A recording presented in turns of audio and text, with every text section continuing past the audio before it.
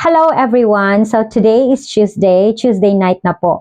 And then I have just finished my last class. So isi-share ko lang po sa inyo yung nangyari kahapon sa akin. So yesterday is Monday. I decide to go out of the house. Kasi nung Sabado at Linggo, puno rin yung bookings ko. Kaya naging sobrang secluded masyado ako dito sa bahay. So I decide kahapon na lumabas naman. So, thinking na na-close ko na lahat ng aking open slots, para bang biktima siya ng maling akala. Akala ko kasi na-close ko na lahat. Mayroon palang natira. So, hindi ko napansin na yung 12:30 ko pala hanggang sa 1:30 open pala yung slots ko nun. And unknowingly, ay nakapag-sudden book sa akin. Going home na po ako, tsaka ko nakita dun sa aking 51 Talk app.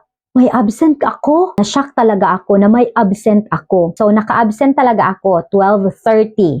Yan. And look at what happened to my portal. Since sudden ang pagkaka-absent, walang notification, agad-agad po yun na 2 points. Buti na lang at walang nakapag-book sa sunod na klase. Kung naging 2 agad yung absent ko, malalak po yung aking page.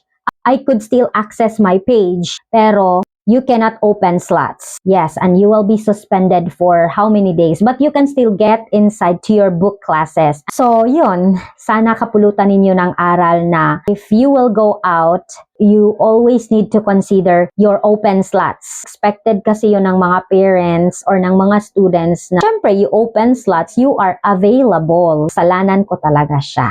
Hindi ko talaga siya na double check. So, lesson learned in my part to always double check. Okay, I guess that's all. Thank you so much for listening and watch out for our open slots.